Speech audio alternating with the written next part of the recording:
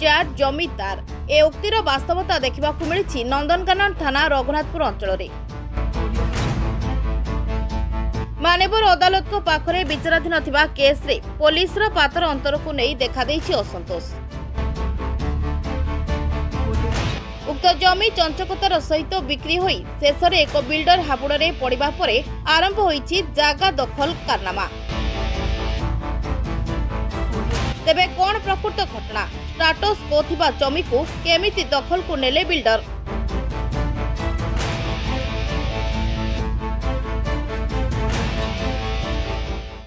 ସତ କଥା ହେଲା ଆଜ୍ଞା, ପଞ୍ଚାୟତ ଲୋକ ମାନେ କିଛି ଲୋକ ଆମର ଆସିଥିଲେ ମୋ ପାଖକୁ ଗୋଟେ ଅଭିଯୋଗ ନେବାକୁ ନେଇକି ଅଭିଯୋଗ ଆସିଥିଲେ ପଞ୍ଚାୟତର କାମ ପାଇଁ ଯେ ଜବରଦସ୍ତ ଜଣେ ବିଲ୍ଡର୍ସ ସେ ପଞ୍ଚାୟତ ଜାଗାରେ ଆମର ମଠ ସମ୍ପତ୍ତିରେ ମାନେ 21 ଏକର ଆମର ମଠ ସମ୍ପତ୍ତି ତା ଦେହରୁ 4 ଏକର ସମ୍ପତ୍ତିରେ ସେ ଘର କରୁଛନ୍ତି। ଗାଁ ଲୋକ କମ୍ପ୍ଲେନ୍ ନେଇକି ମୋ ପାଖକୁ ଆସିଥିଲେ। ମୁଁ ଯେତେବେଳେ ସେ ଜାଗା ଉପରକୁ ଯାଇଥିଲି ଦେଖିବା ପାଇଁ ଦେଖିଲି ଯେ ସତରେ ସେଠି ଘର ତିଆରି ସରିଛି, ଲାଟ୍ରିନ୍ ବାଥରୁମ୍ ସବୁ ପୁରା କରିସାରିଛନ୍ତି। ତାପରେ ମୁଁ ଯେତେବେଳେ ସେ ଜାଗା ଉପରକୁ ଗଲି ମୋତେ କିଛି ଲୋକ ଗାଳିଗୁଲଜ କଲେ 4 ମାସ ଅପେକ୍ଷା କର, ଆମେ ତୋତେ ଦେଖି ନେବୁ, ବହୁତ ପ୍ରକାର ଏମିତି ହେଲା। ତାପରେ ସେ ଜାଗା ଉପରେ ଯିଏ ଥିଲେ ମୁଁ ତ ଚିହ୍ନିନି ସେ ଲୋକଙ୍କୁ, ସେ ଜାଗା ଉପରେ ଯିଏ ଥିଲେ ସେ ଗାଳିଗୁଲଜ କଲେ, ଧମକେଇଲେ 4 ମାସ ଅପେକ୍ଷା କର। ଆମ ପଞ୍ଚାୟତର ହିଁ ସେ ଲୋକ। ତାପରେ ଏଇ ଯେଉଁ କମ୍ପ୍ଲେନ୍ କଲେ, ମୁଁ ଗୋଟେ ମହିଳା ସରପଞ୍ଚ, ତ ମୋତେ ଯେମିତି ଏମିତି ଧମକ ଦିଆହେବ, ଗାଳିଗୁଲଜ କରାହେବ, ମୁଁ ଆଇନର ଆଶ୍ରୟ ନେବି। ତାପରେ ମୁଁ ଥାନାକୁ ଆସିଥିଲି। ଥାନାରେ ଆସିକି ତାଙ୍କ ପାଇଁ ଗୋଟେ ଅଭିଯୋଗ ଲେଖିଥିଲି। ତାପରେ ଥାନା ବାଲା ଆଇଏସି ଆମକୁ ଦେଖା କଲେନି। ଯିଏ ଆମର ଅଛନ୍ତି ଚାର୍ଜରେ ଥିଲେ ସିଏ କେସ୍ଟାକୁ କମ୍ପ୍ରମାଇଜ୍ କଲେ, କହିକି ଆସିଲେ ଯେ ମୁଁ ସେ ବିଲ୍ଡର୍ସକୁ କହିବି, ସେ ସେଠୁ ଉଠିଯିବ। ଲେଖାପଢ଼ା ହେଲା। ତାପରେ ଆସିଲୁ ସେ ଜାଗାରୁ। ତାପରେ ଆମେ ସେ ଜାଗାରୁ ସେ 2 ଦିନ କାମ ବନ୍ଦ କରିଦେଲେ।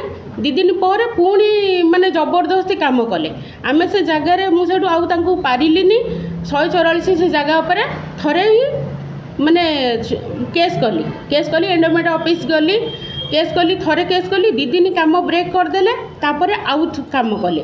ଯେହେତୁ ନ ମାନିଲେ ମୁଁ ଆଉ ଥରେ ମାନେ ସେ ଜାଗାରେ କେସ୍ କଲି। ତାପରେ ସରକାରଙ୍କୁ ଅନୁରୋଧ କଲି, ସମସ୍ତଙ୍କୁ ବି ଜଣେଇଛୁ, ଏଣ୍ଡୋମେଣ୍ଟ ଅଫିସ୍କି ଦେଇଛୁ, ଚିଫ୍ ମିନିଷ୍ଟରଙ୍କୁ ଦେଇଛୁ, କଲେକ୍ଟରଙ୍କୁ ଦେଇଛୁ। ଆମେ ସମସ୍ତଙ୍କୁ ଲେଟର୍ କଲୁ ଯେ ଆମର ଏଇ ଗାଁର ସମ୍ପତ୍ତି କେମିତି ରକ୍ଷା ପାଇବ ବିଲ୍ଡର୍ସ ହାତରୁ। ତାପରେ ସିଏ ପ୍ରଶାସନ ତାକୁ କାର୍ଯ୍ୟାନୁଷ୍ଠାନ କଲେ। ସିଏ ସେ ଜାଗାରୁ ଭାଙ୍ଗିକି ଆସିଲା। ସିଏ ଯେତେବେଳେ ସେ ଜାଗାରୁ ଭାଙ୍ଗିଦେଲା, ସିଏ ଆଉ ମୁଁ ମାନେ ଆଉ କିଛି ମାନେ ଉପାୟ ନ ପାଇ ସେଇ ରାଗଟା ସିଏ ମୋ ନିଜ ସମ୍ପତ୍ତି ଉପରେ ସୁଝେଇଲା। ଯେହେତୁ କାମ କଲା ପରେ ଆମେ ସେଇଠୁ ସେ ଜାଗା ଉପରକୁ ଗଲୁ। ଶୁକ୍ରବାର ଦିନ କାମ କଲା। ସେ ଜାଗା ଉପରକୁ ଗଲା, ପିସିଆରକୁ ଡାକିଲୁ। ବହୁତ ଡେରିରେ ଆମକୁ ପିସିଆର ଶୁଣିଲେ, ଆସିଲେ ବି। କାମ ଥରେ ବନ୍ଦ। ଜାଗାଟା ଆମର ବ୍ରିଜ୍ ସାଇଡ଼୍ରେ, ବ୍ରିଜ୍ରୁ ତଳକୁ ଟିକେ ରହିବ, ରଘୁନାଥପୁରର ସେ ଜାଗା ଉପରେ। ସେ ଯେତେବେଳେ ପିସିଆର ଗଲେ ମନା କରିକି ଆସିଲେ, କହିଲେ ଆଇଏସି ଡାକିଛନ୍ତି, ଆଉ ଆସ ରାତିରେ କଥା ହେବ, ତାପରେ କାହାର ଡିସାଇଡ୍ ହେଲା ପରେ ଆପଣ କାମ କରିବେ। ଡାକିକି ଗଲା ପରେ ମୋ ସ୍ୱାମୀ ଯିଏ ଆଇଏସିଙ୍କୁ ଦେଖା କରିବା ପାଇଁ ଗଲେ। ଯେତେବେଳେ ଦେଖା କରିବାକୁ ଗଲେ ଆଇଏସି ତାଙ୍କୁ କହିଲେ, ମୁଁ ଥିଲି, ମୋ ଦିଅର ଥିଲେ, କହିଲେ ଆଉ ମ୍ୟାଡ଼ାମକୁ ଜୟନ୍ତକୁ କୁହ ସେ ଜାଗାରୁ ପଳେଇ ଆସିବେ, ନହେଲେ ଆମେ ତାଙ୍କୁ ଆରେଷ୍ଟ କରିବୁ। ମୋ ସ୍ୱାମୀ ଯେତେବେଳେ ମୋତେ ଫୋନ୍ କଲେ, ତମେ ସେ ଜାଗାରୁ ପଳେଇ ଆସ, ଆଇଏସି କହୁଛନ୍ତି ତମକୁ ଆରେଷ୍ଟ କରିବେ। ଆମ ଜାଗାରେ ଆମେ ଛିଡ଼ା ହେଇଛୁ, ବାହାର ବିଲ୍ଡର୍ସ ଜବରଦସ୍ତି ଘର ଏଠି ଜାଗା ହଡ଼ପ କରୁଛି, ଆମ ଜାଗାରେ ଆମେ ଛିଡ଼ା ହେଇଛୁ। ସିଏ ଆରେଷ୍ଟ ହେବେନି, ଆମେ ଆରେଷ୍ଟ ହେବୁ। ହଉ, ତାଙ୍କ ଆଇନକି ସମ୍ମାନ ଦେଇକି ଆମେ ଆମ ଘରକୁ ପଳେଇ ଆସିଲୁ। ପଳେଇ ଆସିଲା ପରେ ସେ ଜାଗାରେ ସେ ତାଙ୍କର କବ୍ଜା କରିଲେ। ସେ ଟିଣ ବାଡ଼ ବୁଲେଇଲା ପରେ ଆମର ସେ ଜାଗାରେ ଗୋଟେ ପିଲାଟା ଯାଇକି ଫଟୋ ଉଠାଉଥିଲା। ସେ ଯେହେତୁ କାମ କରୁଥିଲେ, ସିଏ ଆମର ଭିଡ଼ିଓ କରୁଥିଲେ, ଯାଇକି ଫଟୋ ଉଠାଉଥିଲା। ଯେତେବେଳେ ଫଟୋ ଉଠାଇଲା, ଇଏ କ'ଣ କଲେ, ତାଙ୍କ ସିକ୍ୟୁରିଟି ଗାର୍ଡ଼ ତାକୁ ବାଡ଼େଇବାକୁ ଯେତେବେଳେ ସେ ପିଲାଟାକୁ ଉଠିଲେ, ଇଏ କହିଛି ତ ମୁଁ ଖାଲି ଫଟୋ ଉଠାଉଛି, ତମେ ମୋତେ କ'ଣ ପାଇଁ ବାଡ଼େଇବାକୁ ଆସୁଛ? ସେଇଠୁ ଏମିତି ଯୁକ୍ତିତର ଲାଗିଛି। ତାପରେ ପିସିଆର ଡାକିକି ପିଲାକୁ ନେଇଗଲା। ଆମ ପିଲାକୁ ନେଇଗଲା ଭିତରେ ମୋ ସାନ ଦିଅର ଯିଏ ତାଙ୍କ ସିକ୍ୟୁରିଟି ଥିଲେ, ତାଙ୍କର ଅଲଗା ଲୋକ। ସିଏ କ'ଣ କରିଛନ୍ତି, କିଛି ମାନେ ସାଲିଆ ସାହିରୁ ଆମେ ତାଙ୍କ ସହ କଥା ହେଲୁ। ସାଲିଆ ସାହିରୁ 100 ଖଣ୍ଡେ ସ୍ତ୍ରୀ ଲୋକ ଆଉ ପୁରୁଷ ଲୋକ ଛିଡ଼ା କରିକି ହିଁ କାମ କରୁଛନ୍ତି। ମାନେ ଜବରଦସ୍ତ ଗୁଣ୍ଡା ଛିଡ଼ା କରିକି କାମ କରୁଛନ୍ତି। ଆମ ସେ ଜାଗାରେ ଆମେ ବି କିଛି କରିପାରିଲୁନି। ତାପରେ ସେ ତାଙ୍କର କାମ କଲେ। ତାପରେ ଆମେ ଯେତେବେଳେ ଥାନାକୁ ଗଲୁ ଆମ ପିଲାକୁ ନେଇଗଲେ। ତାପରେ ଆଉ ଗୋଟେ ପିଲା ତା ସାଥିରେ ବି ଯାଇଛି, ଗାଈ ଛିଡ଼ା ହେଇଛି। ଆଇଏସି କ'ଣ କରୁଛନ୍ତି, ତାଙ୍କୁ କଲର ଟାଣିକି ବାଡ଼ଉଛନ୍ତି, 2 ଜଣଙ୍କୁ ବାଡ଼େଇଲେ। ତାପରେ ମୋ ଦିଅର କହିଲେ ମୁଁ ଜଣେ ଓକିଲ, କହିଲା ପରେ ତାଙ୍କୁ ଖରାପ ଭାଷା ୟୁଜ୍ କରୁଛନ୍ତି। ତାପରେ 2ଟା ପିଲାକୁ ବାଡ଼େଇଛନ୍ତି। ବାଡ଼େଇଲା ପରେ ମୋ ପାଖକୁ ଖବର କଲେ। ମୁଁ ଯେହେତୁ ଗୋଟେ ଲୋକ ପ୍ରତିନିଧି, ଯେଉଁଠି ଲୋକମାନେ ମୋ ସାହାଯ୍ୟ ଖୋଜୁଛନ୍ତି, ମୁଁ ତାଙ୍କ ଯୋଗୁଁ ଏ ଜାଗାରେ ବସିଛି, ତ ମୁଁ ତାଙ୍କ ପାଖକୁ ଯିବି। ମୁଁ ଗଲା ପରେ ପିଲାଙ୍କୁ ପଚାରିଲି, ସେ କହିଲେ ଆମକୁ ଆଣିଲେ ତ ଠିକ୍ ଅଛି, ଆମକୁ ବାଡ଼େଇଲେ। ଆଇଏସି ମୋତେ ସେତେବେଳେ ମୁଁ କହିଲି ହଉ ମ୍ୟାଡ଼ାମକୁ ମୁଁ ଦେଖା କରିବି, କ'ଣ ପାଇଁ ବାଡ଼େଇଛନ୍ତି କହିବେ କି କ'ଣ ପାଇଁ ଧରିକି ଆଣିଛନ୍ତି ସେଇଟା କହିବେ। ମୁଁ ତାଙ୍କୁ ଅପେକ୍ଷା କଲି। ଅପେକ୍ଷା କଲା ପରେ ସେ ତଳକୁ ଜମା ବି ଆସିଲେନି। ସେଇଠୁ ତାଙ୍କର କିଛି ଷ୍ଟାଫ୍ କହିଲେ ଆମେ ଏଠି ରଖିବୁନି ୟାଙ୍କୁ, ଆମେ ଏସିପି ଅଫିସ୍କି ୟାଙ୍କୁ ନେଇଯିବୁ, ଅଲଗା ଜାଗାକୁ ନେଇଯିବୁ। ମୁଁ ଖାଲି ସେଠି ତାଙ୍କୁ ଏତିକି ବିରୋଧ କରିଛି ଯେ ଏ କେସ୍ଟା ଯଦି ଧରିକି ଆଣିଛନ୍ତି ମୋ ସାଙ୍ଗେ, ମୁଁ ଲୋକ ପ୍ରତିନିଧି ହିସାବରେ ଆସିଛି, ମୋତେ ଆଗ କୁହନ୍ତୁ ଇଏ କ'ଣ ପାଇଁ ଧରା ହେଲେ, କ'ଣ ପାଇଁ ତାଙ୍କୁ ବାଡ଼େଇଲେ। ଏତିକି କଥା ମୁଁ ତାଙ୍କ ସହିତ କରିଛି। ଥାନାରେ ଗୋଟେ ଷ୍ଟାଫ୍ ଆସିକି ମୋତେ ଧକ୍କା ମାରିଲେ, ପିଲା ଠେଲା ମାନେ ଟଣା ଉଟରା କଲେ। ମୁଁ ତାଙ୍କୁ ଖାଲି କହିଛି ମୋ ଦେହରେ ଲାଗନି, ମୁଁ ଆଇନକି ସମ୍ମାନ ଦେଇକି ଆମେ ଛିଡ଼ା ହେଇଛୁ ବୋଲିକି ଆପଣ ଜବରଦସ୍ତି ସେ ବିଲ୍ଡର୍ସ କାମ କରିଲା, ଆମେ ଚୁପଚାପ ଘରେ ବସିଲୁ, ଆଇନକି ଆମେ ସମ୍ମାନ ଦେଇଛୁ ବୋଲି। ତାପରେ କହୁଛନ୍ତି ବାହାରି ଯାଅ, ଏ ଥାନାରୁ ବାହାରି ଯାଅ। ଆମେ ସେଇଠୁ ସାଇଟ୍ ହେଇକି ଠିଆ ହେଲୁ। ଆମ ପିଲାମାନଙ୍କୁ ସେ ଯୁଆଡ଼େ ନେଇକି ଆସିବା କଥା ଆସିଲେ। ତାପରେ ଏଇ ଜିନିଷରେ ଝଗଡ଼ାଝାଟି ସେଠି ବହୁତ ଯୁକ୍ତିତର୍କ ବି ହେଲା। ଆଇଏସି ଆମ କଥା ଟୋଟାଲି ଶୁଣିଲେନି। ଆଜ୍ଞା ମୋର ଅନୁରୋଧ ଏଇ ମାନେ ଗୋଟେ ଜିନିଷ, ମାନେ ମହିଳା ସରପଞ୍ଚ ବୋଲିକି ଆମକୁ ଧମକ ଦିଆଯିବ। ଓପନଲି ପଞ୍ଚାୟତ ଅଫିସ୍ ଭିତରେ ପଶିକି ମୋତେ ଧମକ ଦିଆଯାଇଛି, 4 ମାସ ଅପେକ୍ଷା କର, ଆମେ ତୋତେ ଦେଖି ନେବୁ, ଇଭୋ ସହିତ ଜଡ଼ିତ ରହ, ନହେଲେ ତୁ ଏ ସିଟ୍ରେ ରହିପାରିବୁନି। ପଞ୍ଚାୟତ ଅଫିସ୍ ଭିତରେ ପଶିକି ହିମାଂଶୁ ବୋଲି ଗୋଟେ ପିଲା ତାଙ୍କର ଆସିକି ଏଇ ଜିନିଷଟା ବି କହିଛନ୍ତି। ତାପରେ ସୁଷା ପାତ୍ର ବୋଲି ତାଙ୍କର ଆଉ ଜଣେ ଅଛନ୍ତି, ଇଭୋସ୍ର ଆଉ ଜଣେ ଅଛନ୍ତି, ସିଏ କ'ଣ ଅଛନ୍ତି ଆମେ ଜାଣିନୁ ତାଙ୍କର। ସିଏ ଆସିକି ମାନେ ମୋ ଘର ଲୋକଙ୍କୁ ବି ଧମକେଇଛନ୍ତି, ମ୍ୟାଡ଼ାମକୁ କୁହନ୍ତୁ ମଠ ସମ୍ପତ୍ତିରେ ଯେଉଁ କାମଟା ହେଉଛି ତାକୁ ରୋକିବେନି, ରୋକିବେ ଯଦି ବହୁତ ଅସୁବିଧା ହେବ। ଆଜ୍ଞା ଆମେ ଲୋକ ପ୍ରତିନିଧି ହେଇକି ଲୋକମାନଙ୍କର କାମ କରିବୁ, ତାପରେ ଯଦି ଆମ ଫ୍ୟାମିଲି ମୋ ପରିବାର ଉପରେ ବିପଦ ଆସିବ ତାହେଲେ ଆମେ କେମିତି କାମ କରିବୁ? ସରକାର ମହିଳାଙ୍କୁ ଏ ଜାଗାରେ କ'ଣ ପାଇଁ ବସେଇଛନ୍ତି? ନିଶ୍ଚିନ୍ତ ଆଇନର ଆଶ୍ରୟ ନେଇଛି, ଥାନାରେ ଏଫଆଇଆର୍ କରିଛି, କିଛି ନେଇନାହାନ୍ତି। ଏବେ ଦାବି କରୁଛି, ଆମେ ଲୋକ ପ୍ରତିନିଧି ହିସାବରେ ମୁଁ ସେ ଜାଗାକୁ ଯାଇଥିଲି, ମୋତେ ଅପମାନ ହେଇଛି। ତାପରେ ବି ମୋ ଦିଅରକୁ ଡାକିକି ମାନେ ଥାନା ଭିତରକୁ ଡାକିକି ମୁଁ ସରପଞ୍ଚ ହିସାବରେ ଡାଇରେକ୍ଟ କହୁଛନ୍ତି ମୁଁ ଥିଲା ପର୍ଯ୍ୟନ୍ତ ଏ ମାନେ ଥାନା ଦୁଆର ମୁଣ୍ଡ ସରପଞ୍ଚ ସେ ଲେଡି ମାଡ଼ିବନି। ମୁଁ ଆଇଏସି କହୁଛନ୍ତି ମାନେ ସେ ଲେଡିକି କହିଦେବ ମୁଁ ଥିଲା ପର୍ଯ୍ୟନ୍ତ ଏ ଥାନା ଦୁଆର ମୁଣ୍ଡ ସିଏ ମାଡ଼ିବନି, କି ତା ପାଇଁ ଆଉ ସମ୍ମାନ ଏ ଥାନାରେ ନାହିଁ। ଆଜ୍ଞା ଆମେ ଲୋକଙ୍କୁ ନେଇକି ଯିବୁ, ଲୋକଙ୍କ ନ୍ୟାୟ ପାଇବାକୁ ଥାନାକୁ ନେଇକି ଯିବୁ, ଯଦି ଆମେ ମାଡ଼ ଖାଇବୁ, ଆମେ ବେଜିତି ହେବୁ, ତାହେଲେ ଲୋକମାନଙ୍କର କାମ ଆମେ କ'ଣ କରିବୁ? ଏଠି ଆମ ଫ୍ୟାମିଲି ବିପଦରେ ପଡ଼ିଲେଣି, ମୋ ପିଲା ଛୁଆ, ମୋ ମାନେ ବନ୍ଧୁବାନ୍ଧବ, ମୋର ପରିବାର ଏଠି ବିପଦରେ। ଆଜ୍ଞା ଏଇଟା ହେଉଛି ଆମ ଜାଗାରେ ଯେଉଁ ଷ୍ଟାଟସ୍ ଅଛି, ଏଇଟା ହେଉଛି ତାର ରିପୋର୍ଟ। ଆଉ ଜବରଦସ୍ତି ବାଉଁଶର ଛିଡ଼ା କରିକି ଇଭୋସ୍ ବିଲ୍ଡର୍ସ ଜବରଦସ୍ତି ଆମ ଜାଗାକୁ ମାନେ ଅକ୍ତିଆର କରିଛନ୍ତି, ଟିଣ ବାଡ଼ ବୁଲେଇକି ରଖିଛନ୍ତି। ଏବେ ବି ଆପଣ ଯାଆନ୍ତୁ ସେଠି ମାନେ 50 ଜଣ ଖଣ୍ଡେ ସିକ୍ୟୁରିଟି ଆଉ ବିଲ୍ଡର୍ସ ଆଉ ଯେଉଁ ବାଉଁଶର ଛିଡ଼ା କରିଛନ୍ତି, ଏବେ ବି ଆପଣ ଯାଆନ୍ତୁ ଦେଖିବେ ସେଠି ବସେଇଛନ୍ତି, ଦିନରେ 24 ଘଣ୍ଟା ବସେଇଛନ୍ତି, ଆମ ଜାଗାରେ ଟିଣ ବାଡ଼ ବୁଲେଇଛନ୍ତି। ମୁଁ ସରକାରକୁ ଅନୁରୋଧ କରୁଛି କେମିତି ଆମ ଜାଗା ଆମକୁ ଫେରାନ୍ତୁ, ସେ ଟିଣ ବାଡ଼କୁ ହଟାନ୍ତୁ। ଆଉ ବାଉଁଶର ୟୁଜ୍ କରିକି ଆମ ଉପରେ ଯେଉଁ ଜୋର ଜବରଦସ୍ତି କରୁଛନ୍ତି, ମାରଣାଙ୍କ ମାନେ ଆକ୍ରମଣ କରୁଛନ୍ତି, ସେଥିରୁ ଆମେ କେମିତି ରକ୍ଷା ପାଇବୁ? ଆମେ ସରକାରଙ୍କୁ ଅନୁରୋଧ କରୁଛୁ ସେଥିରୁ ଆମକୁ କେମିତି ରକ୍ଷା କରନ୍ତୁ। ଆଜ୍ଞା ମୁଁ ବି ନ୍ୟୁଜ୍ ଶୁଣିଥିଲି, ଡିସିପି ଆମର କହିଥିଲେ ବାଉଁଶର ସେଠି କେଉଁ ଜାଗାରେ ବି ବଳପୁରରେ କେହି ବି ୟୁଜ୍ କରିପାରିବେନି, ଯେହେତୁ କହିଥିଲେ ନନ୍ଦନକାନନ ଥାନା ଏରିଆରେ ମାନେ ସ୍ମାର୍ଟ ସିଟି ଜାଗାରେ ବାଉଁଶର ୟୁଜ୍ କରିକି ଶୁକ୍ରବାର ଦିନ ଆମ ଜାଗାକୁ ତାଙ୍କୁ ପଜେସନ୍ ଇଭୋସ୍ ବିଲ୍ଡର୍ସକୁ ପଜେସନ୍ ଦିଆଇଛନ୍ତି। ବାଉଁଶରେ ଛିଡ଼ା କରି ବସ୍ ବିଲ୍ଡର୍ସ ଜବରଦସ୍ତି ବାଉଁଶରେ ଛିଡ଼ା କରିକି ହିଁ ଆମ ଜାଗାର ପୋଜିସନ୍ ନେଇଛନ୍ତି। ଆମ ଜାଗା ଆମେ କେମିତି ପାଇବୁ ସେ କଥାଟା ସରକାରଙ୍କୁ ଅନୁରୋଧ କରୁଛି, ବିଚାର କରନ୍ତୁ। ମାନ୍ୟବର କୋର୍ଟକୁ ସମସ୍ତେ ମାନିବା କଥା, କିନ୍ତୁ ମାନ୍ୟବର କୋର୍ଟଙ୍କ ଆଦେଶକୁ ଯଦି ପ୍ରଶାସନ ନ ମାନେ, ଲୋକ ନ ମାନନ୍ତି, ତା ପାଇଁ କ'ଣ କରାଯିବ?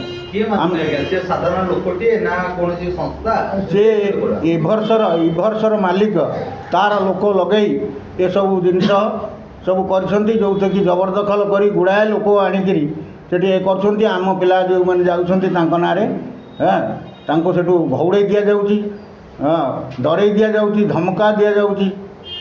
ତେଣୁ ସେଠିକି ଯିଏ ଆମ ଜାଗା, ଆମେ ପୁଣି ସେଠିକି ଯାଇପାରିବୁନି, ଆମେ କାମ କରିପାରିବୁନି। ଯିଏ କାଲି ସକାଳେ ଏଠିକି ଆସିଲା ଭାରି ସିଏ ସେ ଜାଗାରେ ଜବରଦଖଲ କରିଦେବ, ତାହେଲେ ସାଧାରଣ ଲୋକ ଆଉ ବଞ୍ଚିବେନି, ରହିବେନି ଏ ସମସ୍ୟାରେ। ତା ପାଇଁ କିଛି କାରଣ ଥାଇକି ଆମେ ଆପତ୍ତି କରୁଛୁ ନା ନାହିଁ, ତା ପାଇଁ ଷ୍ଟାଟସ୍ କୋ କରୁଛୁ। ଆପଣ ତାର ନମ୍ବର, ଯେଉଁ ଷ୍ଟାଟସ୍ କୋର ନମ୍ବର, ସେ ଯେଉଁ ଷ୍ଟାଟସ୍ କୋଟାକୁ ଛପାନ୍ତୁ, ତାକୁ ସାଧାରଣଙ୍କ ସାମ୍ନାରେ ପ୍ରକାଶ କରନ୍ତୁ। ଏଇଟା ହେଲା କଥା ନା। ଆଜ୍ଞା 2 ବର୍ଷ ହେଲାଣି, ସିଏ କେହି ମାନିବାକୁ ପ୍ରସ୍ତୁତ ନୁହନ୍ତି। ଆଗରୁ ପ୍ରଶାସନରେ ଯିଏ ଅଧିକାରୀ ଥିଲେ ସିଏ କହିବା ପରେ ବନ୍ଦ ଥିଲେ। ଏବେ ଯେଉଁ ପ୍ରଶାସନ ଅଧିକାରୀ ଆସିଛନ୍ତି ସିଏ ସେଇଟାକୁ ଆଉ ମାନିବାକୁ ପ୍ରସ୍ତୁତ ନୁହନ୍ତି। ଏବେ ଆଙ୍କ ନାଁରେ ଜଣକ ପରେ ଜଣେ କିଣି ଯାଉଛନ୍ତି, ଯେ ଜାଣୁଛନ୍ତି ଯେ ଏ ଜାଗାଟା ତାଙ୍କର ନୁହଁ। ନନ୍ଦନକାନନ ଥାନା, ଆମର ରହୁଛି ନନ୍ଦନକାନନ ଥାନା। ଏ ନନ୍ଦନକାନନର ଯେଉଁ ବର୍ତ୍ତମାନର ଯେଉଁ ଅଧିକାରୀ ସିଏ ସେଗୁଡ଼ାକୁ ପ୍ରସ୍ତୁତ ନୁହନ୍ତି। ଏବେ ନୂଆ ହେଇକିରି ଏମାନେ କିଣିଛନ୍ତି, ଷ୍ଟାଟସ୍ କୋ ପରେ ଏମାନେ କିଣିଛନ୍ତି। କିଣିକିରି କାହିଁକିନା ଆକୁ ମିଶାଇକି 5 ଜଣ କିଣିଲେଣି। ଇଏ ହେଉଛନ୍ତି 5 ନମ୍ବରର ଲୋକ। ଇଏ କିଣିକିରି ଏବେ ଆଙ୍କ ନାଁରେ ଆମେ କ'ଣ କରିବୁ? ଆମର ତ ଷ୍ଟାଟସ୍ କୋ ଅଛି, ଯାହା ନାଁରେ ଯେଉଁମାନେ ଆସିଛନ୍ତି, ଯେଉଁ ସମୟରେ ଆମେ ସେତେବେଳେ କଥା ଶୁଣିଛନ୍ତି, ଅନ୍ୟମାନେ ହଟି ଯାଇଛନ୍ତି। ଆଜ୍ଞା ଜବରଦସ୍ତ ତାଙ୍କର ଲୋକ ଡାକିକିରି ଆଣିକି ଟିଣ ବାଡ଼ଉଛନ୍ତି, ଆମ ଜାଗାକୁ ଜବରଦଖଲ କରୁଛନ୍ତି। ପ୍ରଶାସନ ଯାଇଥିଲେ? ଆଜ୍ଞା ଦିଆଯାଇଛି, ସେଥିପାଇଁ ପ୍ରଶାସନକୁ ଦିଆଯାଇଛି, ଦରଖାସ୍ତ ଆମର ଦିଆଯାଇଛି। ଆପଣ ଯେତେବେଳେ ଷ୍ଟାଟସ୍ କୋ ଲାଗିଛି, ଆଜ୍ଞା ସେମାନେ ଆସି ଟିଣ ଆଜ୍ଞା ଆମେ ଯାଇଛୁ। କ'ଣ ହେଲା? ସିଏ ଆମ କଥା ଶୁଣିବାକୁ ନାହିଁ। ଏଇ ଯେଉଁ ଏଭର୍ସ କମ୍ପାନୀ ଯେଉଁ ବିଲ୍ଡର ଯିଏ, ତାଙ୍କ ନାଁରେ ଲାଗୁନାହିଁ। ତାଙ୍କ ନାଁରେ କ'ଣ ଲାଗିବ? ଯିଏ ତ ସେଥିରୁ ଯିଏ ସେ ତାଙ୍କଠି ଲାଗିବ ନା। ଆମେ ଯେଉଁଗୁଡ଼ାକ ଷ୍ଟାଟସ୍ କୋ ଆମର ଅଛି, ଯିଏ ସେଠିକି ଯିବେ ତାଙ୍କଠି ଲାଗିବ। ଯିଏ ଜାଣୁଛି ଅନ୍ୟ ଜଣଙ୍କୁ ଦେଇଦେଉଛି, ଯିଏ ଜଣେ ଅନ୍ୟ ଜଣଙ୍କୁ ଦେଇଦେଉଛି। ତାହେଲେ କେଉଁ ଲୋକ ଆସୁଛି ବୋଲି ଆମେ ସମସ୍ତଙ୍କ ନାଁ ଜାଣିଛୁ ନା କ'ଣ କରିଛୁ? ନିଶ୍ଚିତ ବର୍ତ୍ତମାନ ସେଇ ଗୁଣ୍ଡାଗର୍ଦ୍ଦି ଆମ ସାଙ୍ଗରେ କରିଛୁ। ଆମକୁ ଧମକ ଚମକ, ଆମ ସମ୍ପତ୍ତି ବାଡ଼ି, ଆମ ଜୀବନ ପ୍ରତି, ଆମ ପିଲାଙ୍କ ଜୀବନ ପ୍ରତି, ଆମ ମାନ ସମ୍ମାନ ପ୍ରତି ସବୁ ଆଞ୍ଚ ଆସିଲାଣି। ତେଣୁ ଆମେ ଗୋଟେ ଅନୁରୋଧ କରୁଛୁ, ଯେଉଁଟାକି ଆମର ଆପତ୍ତିଟା ଶୁଣାଯାଉ। ଆମର ସ୍ଥିତିବାନ ସମ୍ପତ୍ତି, ଆମ ପିତୃପୁରୁଷ ସମୟରୁ ଆମେ ସେଥିରେ ଚଳି ଆସୁଛୁ, ଆମ ଭାଗ ସେଇଟା। କାଳକ୍ରମେ ବନ୍ଦୋବସ୍ତ ସମୟରେ କେବଳ ଦଖଲ ନୋଟ ପଡ଼ିନି, ନହେଲେ ଆମ ସେଇ କଡ଼କୁ ଲାଗିକିରି ପ୍ଲଟ୍ଟା କାହାର ସମସ୍ତ ସମ୍ପତ୍ତି ତାଙ୍କର ବିକି ଦେଇଛନ୍ତି। ତାଙ୍କର ଦୁର୍ଦିନ ପଡ଼ିଲା, ଆମଟା ଯିଏ ରହିଲା କମନ ସମ୍ପତ୍ତିରେ ସମସ୍ତଙ୍କ ନାଁଟା ରହିବ ନା ନାହିଁ? କମନ ପଟ୍ଟାରେ ସମସ୍ତଙ୍କ ନାଁ ସବୁ ପ୍ଲଟ୍ରେ ରହିବ ନା ନାହିଁ? ଆପଣ ସେ ଜାଗା ଯାଇଥିଲେ, ବିରୋଧ କରିଥିଲେ? ଆଜ୍ଞା ବିରୋଧ କଲା ପରେ ପରା ସିଏ ଆମ ପିଲାଙ୍କ ନାଁରେ ଏତେ ଟଙ୍କା ନେଇଛନ୍ତି, ଏତେ କରିଛନ୍ତି, ତାଙ୍କୁ ଦାଦା ବଟି ମାଗୁଛନ୍ତି, ଏମିତି ପ୍ରକାର ଧମକଉଛନ୍ତି। ଆଉ ସେ ଯେଉଁ ମୂଲିଆ ମଜୁରିଆ ଯେଉଁମାନେ ଆସିଛନ୍ତି କାର୍ଯ୍ୟକ୍ରମ କରିବାକୁ, ସିଏ ଆଜ୍ଞା ଲୁଗା କାନ୍ଧରେ ପକାଇକି କଥାବାର୍ତ୍ତା କରୁଛନ୍ତି। ସିଏ କହୁଛନ୍ତି ମାଟିରେ ପୋତି ଦେବୁ ପିଲାଙ୍କୁ, ଆମ ପିଲାଙ୍କୁ ପୋତି ଦେବେ ମାଟିରେ। ଆମ ଜାଗାରେ ଆମେ ଛିଡ଼ା ହେବୁ, ଆମ କାମ କରିବୁ, ଆମେ ବନ୍ଦ କରିବୁ। ଆମକୁ ସେ ଯେଉଁ ଲୋକମାନେ ଆସିକି କହିବେ ପୋତି ଦେବୁ। ଆମ ପିଲାଙ୍କ ପ୍ରତି ଜୀବନ ପ୍ରତି କେଉଁ ପ୍ରକାର ବିପଦ ଥବ କହିଲେ? ମିଳୁ ଆମ ଜାଗା ଆମକୁ ହିଁ ମିଳିଯାଉ, କ୍ଲିଅର କଟ୍ କରିକି ଆମ ଜାଗାଟା ମିଳିଯାଉ। ସେ ଜବରଦଖଲ ଜଣେ ଆସିକି ଜବରଦଖଲ ଆଖି ଦେଖେଇକି ଲୋକ ଲଗେଇକି କରିଦେଲା ବୋଲି ସେ ଜାଗାଟା ତାର ହେଇଯିବ ନା କ'ଣ? ଆମ ପୂର୍ବପୁରୁଷରୁ ଆମେ ସେ ଜାଗାରେ ଚଳି ଆସୁଛୁ, ରହିଛୁ। ମୋ ବାପା ଚଳୁଥିଲେ, ଆମେ ଚଳୁଥିଲୁ, ଆମ ପିଲାମାନେ ଚଳୁଛନ୍ତି। ଆମ ଜାଗାକୁ ଆମେ ଯାଇପାରୁନୁ। ଆମ ଗଛ ବୁଛ କାଟି ଇଏ କରି, ସେ ଗଛ କାଟିଲା ବେଳେ ମଧ୍ୟ ଆମେ ସେତେବେଳେ କମ୍ପ୍ଲେନ୍ କରିଥିଲୁ। ଆମ ଗଛ ସୁଦ୍ଧା କାଟିଦେବେ।